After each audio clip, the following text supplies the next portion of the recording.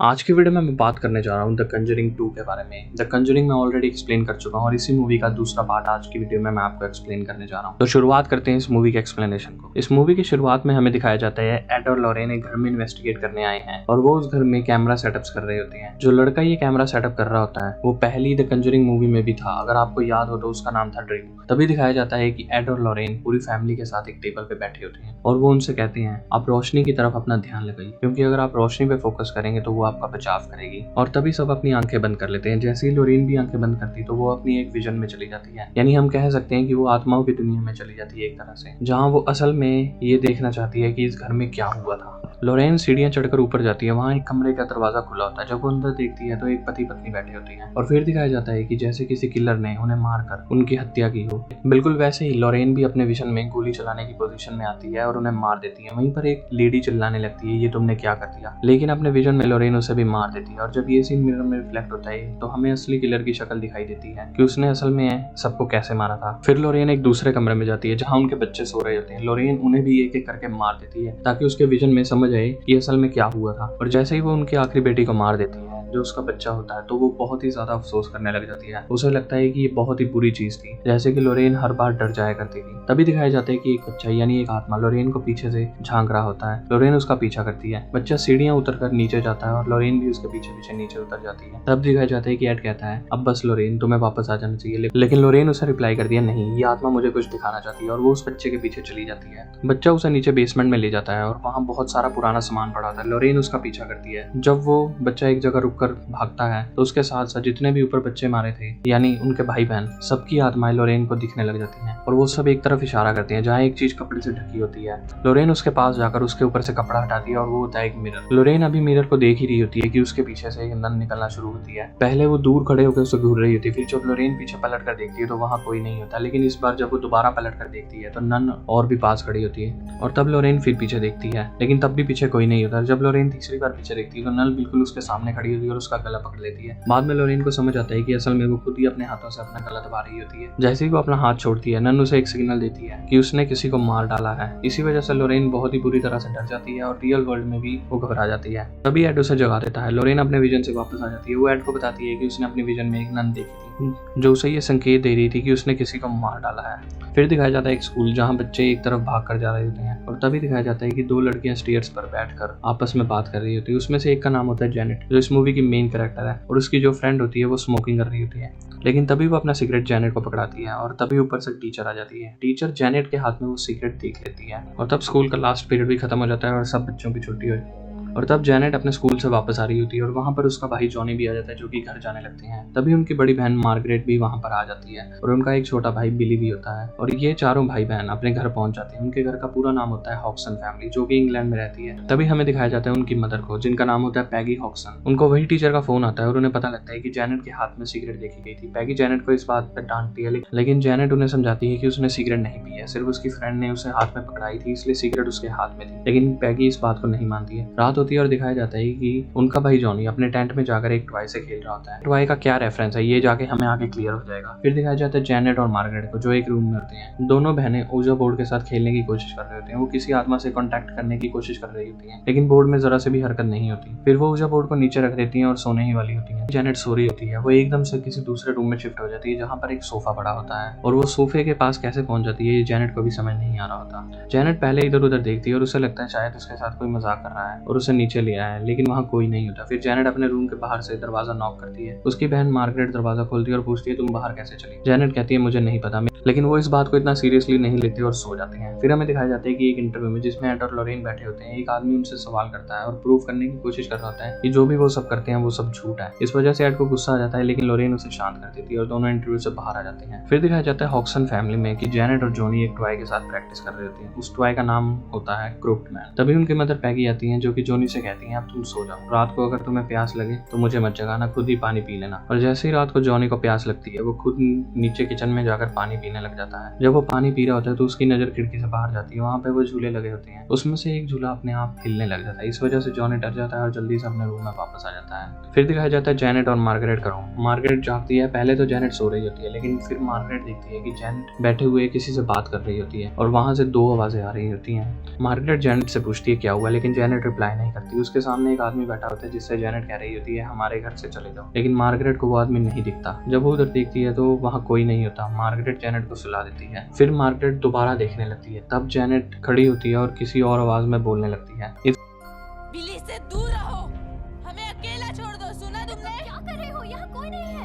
इस वजह से मार्गरेट बहुत ही बुरी तरह से डर जाती है और वो जेनेट को कहती है कि अब बस करो, अगर तुम मजाक कर रही हो तो मुझे बिल्कुल अच्छा नहीं लग रहा, जाकर सो जाओ। तब मार्गरेट दोबारा से लाइट्स ऑन करती है, लेकिन तब तक जेनेट दोबारा से सो जाती है। तभी दिखाया जाता है जोनी को, जो नीचे बेसमेंट में दोबारा पानी पीने जा रहा होता है। उसके पैर से एक टॉय टकरा जाता है। जोनी सोचता है ये टॉय यहाँ कैसे आया। तो वो टॉय को उठाकर अपने टेंट के अंदर डाल देता है और वापस अपने रूम में जाता है, लेकिन उसके रूम में वही छोटा ट्रक वाला टॉय अपने आप चलकर आ जाता है। जोनी ये देखकर बहुत ही डर जाता है। फिर वो टॉय को दोबारा उठाता है और टेंट के अंदर डाल देता है, लेकिन फिर से टॉय टेंट से बाहर आता है और इस बार जॉनी बहुत ही बुरी तरह से डर जाता है और भागकर अपनी मदर के रूम में चले जाता है और वो उन्हें बताता है कि वहाँ कोई है जो मेरे टॉय से खेल रहा है। पैगी पहले तो बिलीव नहीं करती, लेकिन फिर उठकर उसके साथ जाती है देखने। वो जॉनी के पीछे टेंट के पास जाती है और टेंट खोलकर देखती है तो वहाँ कोई भी नहीं होता। लेकिन उसी वक्त पैगी को नीचे से सोफा हिलने की आवाज आती है। पैगी जॉनी को कहती है तुम अपने रूम में जाओ, मैं नीचे देखने जाती हूँ। जब पैगी नीचे आ जाती है तो वो देखती है कि जेनेट सोफे पर बैठी हुई है। पैगी उससे पूछती है कि तुम यहाँ कैसी है, लेकिन जेनेट उसको कोई जवाब नहीं देती। पैगी सोचती है कि शायद जेनेट को बुखार है और तबीयत ठीक नहीं है, इसलिए वो जेनेट को उठाकर अपने साथ ले जाती है। लेकिन जैसे ही कैमरा एंगल सोफे की तरफ दिखाया जाता है तो सोफा अपने आप हिलने लगता है।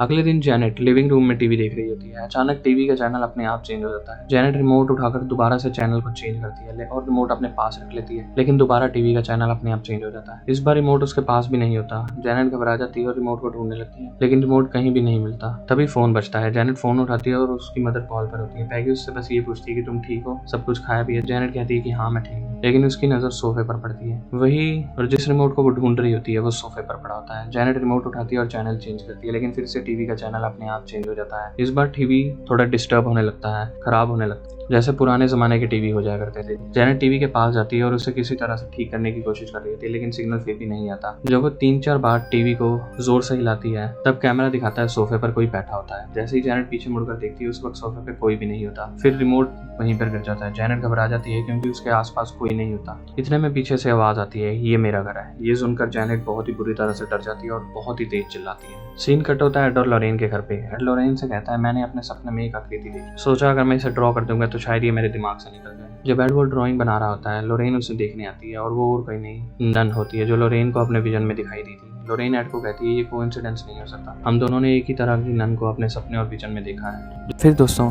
दोबारा से हॉक्सन फैमिली दिखाई जाती है, जिसमें जेनेट इस बार सोने से पहले अपने आप को बांध लेती है ताकि वो इस बार यहाँ से कहीं ना जा पाए। और होता ऐसा ही है दोस्तों, जब जेनेट अपने आप को बांध लेती है तो वो एकदम रात के बीच में अपने बेड से नीचे गिर जाती है। और जेनेट इस बार दरवाज़ा खोलकर बाहर जाती है और देखती है कि कौन आया था उसके रूम में जिसने उसे नीचे गिरा दिया।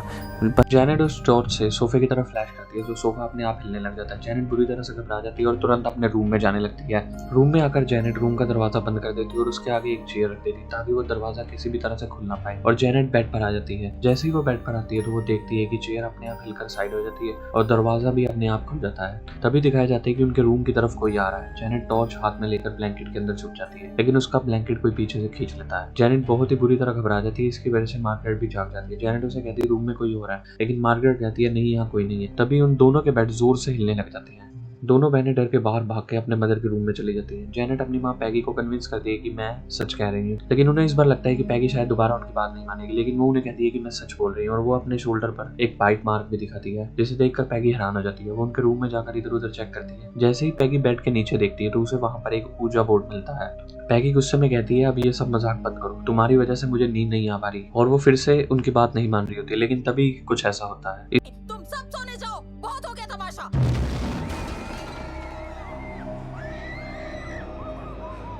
इस वजह से पांचों फैमिली मेंबर्स बहुत ही बुरी तरह से डर जाते हैं और भाग के अपने नेबर्स के घर चले जाती हैं, यानी नॉटिंगम फैमिली के यहाँ। मिस्टर नॉटिंगम पुलिस को बुलाते हैं और वो वहाँ इन्वेस्टिगेशन करने आते हैं। पुलिस कहती है शायद ये पाइपों से निकलने की आवाज हो सकती है, लेकिन तभी जो एक पुलिस ऑफिसर कुर्सी पर चढ़ के ये सब चेक कर रही होती है, लेकिन जैसे ही वो कुर्सी से उतरती है तो कुछ ऐसा होता है।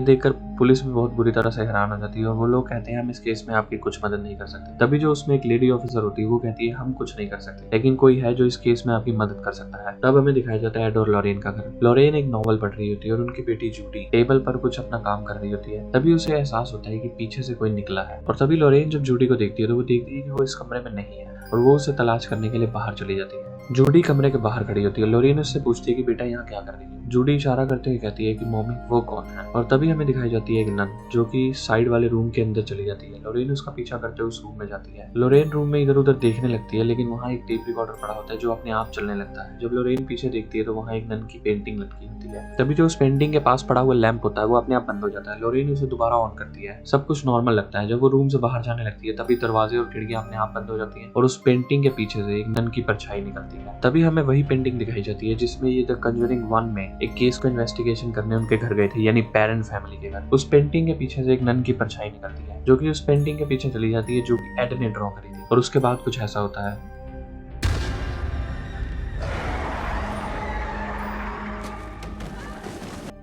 लॉरेन डरकर गिर जाती है। जब वो उठती है तो वहाँ कोई भी नहीं होता, सिर्फ टेप रिकॉर्डर बज रहा होता है। फिर से नन दिखाई देती है जो उसकी तरफ देखकर मुस्कुराती है। लॉरेन जोर से कहती है बताओ मुझे तुम कौन हो। और तभी हमें दिखाया जाता है कि ये जो कुछ भी हो रहा है वो लॉरेन सिर्फ अपने विजन में देख रही है। एक्चुअल में लॉरेन अपने रूम में बैठी और जूडी उसके सामने आती है। तभी लॉरेन कुछ चिल्ला रही होती है और नोवेल पे कुछ लिखने लग जाती है जिसके कारण नोवेल के पेजेस काफी खराब हो जाते हैं और वो अपने विजन में नन से पूछती है कि तुम क्या चाहती हो। तब नन एक तरफ इशारा करती है। लॉरेन को याद आता है कि उससे पहले एक विजन में उसने किसी को मारते हुए देखा था। इस बार ये विजन पूरी तरह से उसे क्लियर दिखाया जाता है और जैसा कि पहले भी विजन में दिखाया गया था कि एक आदमी के अंदर एक लकड़ी का टुकड़ा घुस जाता है और जो वो आदमी होता है वो और कोई नहीं बल्कि एड होता है। ये ट्री का टुकड़ा कहाँ से आता है ये आगे मूवी में रेफरेंस में समझ आता है और तब लॉरेन को होश आ जाता है और वो जूडी को कहती है कि कुछ नहीं हुआ।